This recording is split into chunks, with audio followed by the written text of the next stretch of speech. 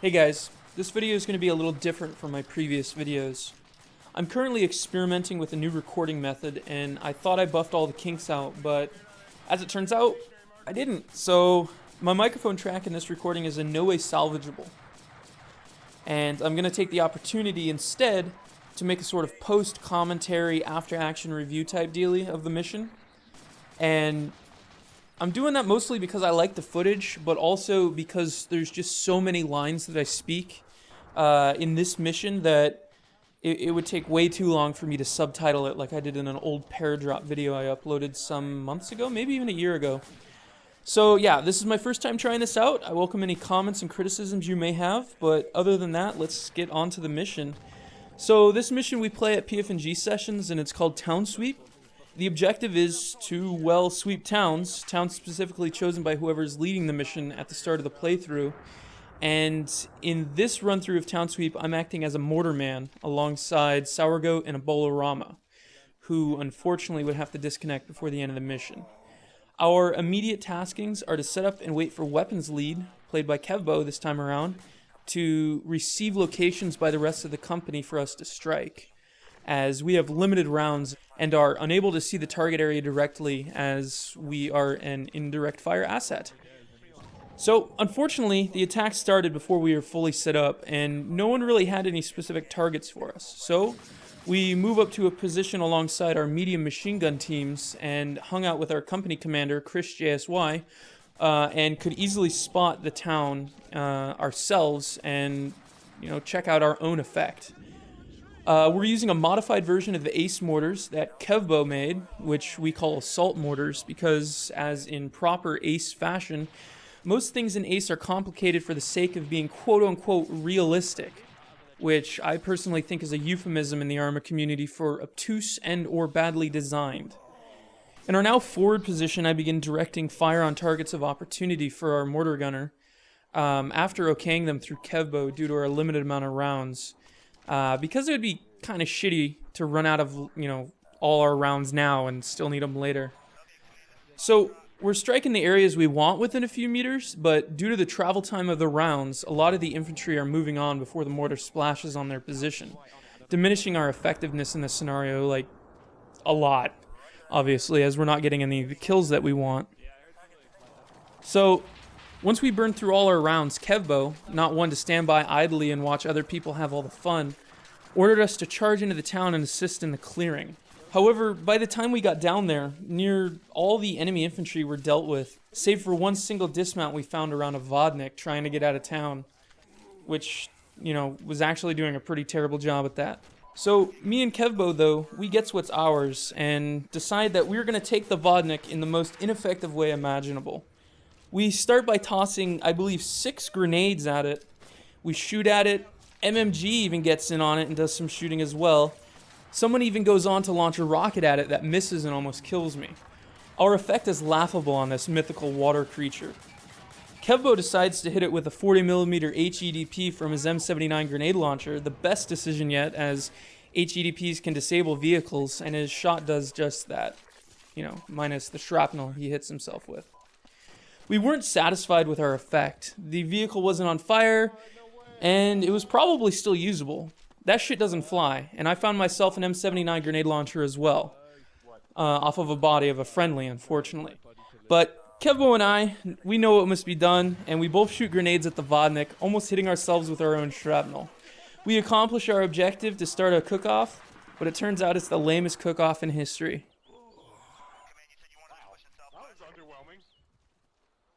With the port town of Zernitra secured and in American control, we got resupplied with more mortar rounds and began to plan our continued push into Russian-occupied Podagorsk, setting our sights on the mining town of Dslyecxi.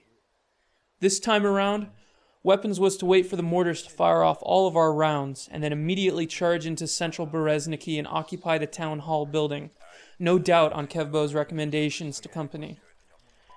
I established some hasty targets for Sourgoat to hit, assuming that assaulting infantry from 1st Platoon would be right behind our hits to clear up any survivors. Unfortunately, that's not how it turned out. 1st Platoon were quick to gain lodgment in the town, so quick that we had to scrub a number of our pre-planned target areas, but they were too slow to continue clearing Dslyecxi in our wake. Once all the rounds were fired, we began our advance, and in some respects, maybe the universe lined up for Kevbo on this night, but weapons were the vanguard of the attacking force, as 1st Platoon were still bogged down where they entered town. With our objective in sight and only a vast open field between us, we dropped white phosphorus in the field to conceal our movement, but we waited too long for it to billow out, and by the time we charged, the smoke had dissipated.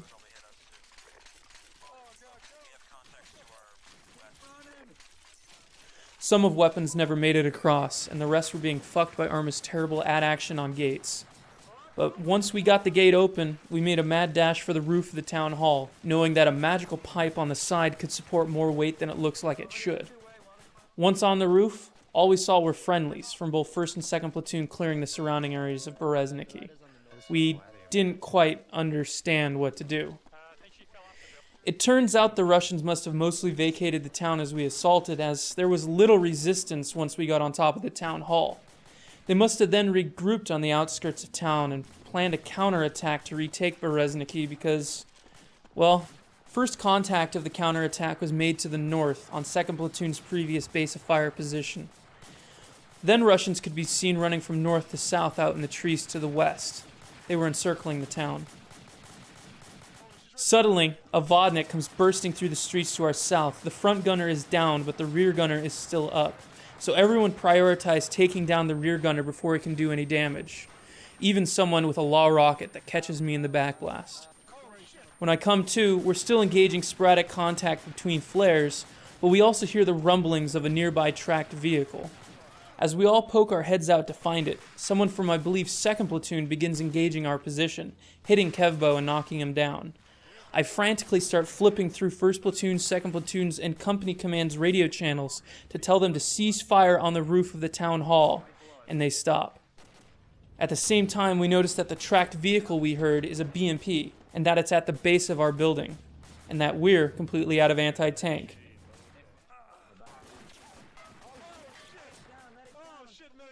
Our medic goes down, and we find that he has quite the little cache of grenades on him, since it totally worked on the Vodnik. Kevbo, who has now regained consciousness, and I begin to throw grenades to our heart's content, until we notice another noise, a distinct noise, the noise of helicopter blades slicing through the air?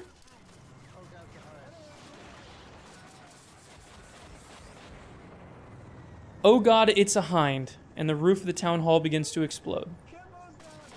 Kevbo's down, Barman's down, myself and a 4th person who I unfortunately can't remember are trying to stop their bleeding, and it doesn't seem like anyone else is left on the roof.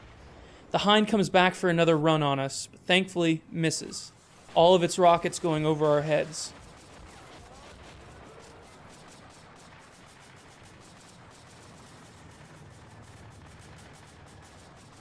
On its 3rd pass, the hind decides to hang wide, but by now every infantryman in the company is drawing a bead on it. From what I can tell, it seems like someone out there landed a perfect hit and nailed the pilot square in the head, causing the hind to careen towards the ground, sparing us on the roof. With the hind down, we started poking our heads up again, but as soon as we did, cannon rounds started shelling the building. Believing it was the end, all 4 of us exchanged pleasantries and hid under the bodies of our dead comrades as 2 more hinds flew in.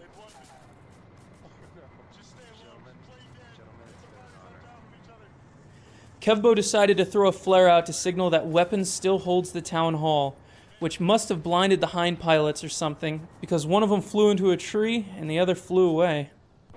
Overcome by confidence by deterring the hinds, we stood up to give the Russians hell. Running low on ammo, I tried to grab some off a body of a friendly, only to discover that maybe it's not the smartest idea to hang out where someone just got shot. I survived this far though. Nothing's gonna kill me. So I got on my feet and raised my weapon. I was hit, bleeding, laying on the floor unconscious. I died on the roof that night, a fool, having come so far. With only 2 people left alive and weapons, Kevbo and Barman, and light armor and motorized infantry pushing into the town, there weren't many Americans left. Kevbo heard friendly voices below him, so he poked his head out to see who it was, only to receive PKT fire in return from a nearby Russian BTR. Unfazed by this, Kevbo simply went to the other side of the building and poked his head out there, but this time he wasn't so lucky. With Kevbo bleeding out on the roof, Barman went into shock and for a while couldn't move. Kevbo then regained consciousness but got fucked by Arma, which forced his stance to change, resulting in him getting hit again, knocking him down. Barman, having now come to, crawled on over to Kevbo and tried to stop his bleeding, but he couldn't get him back up.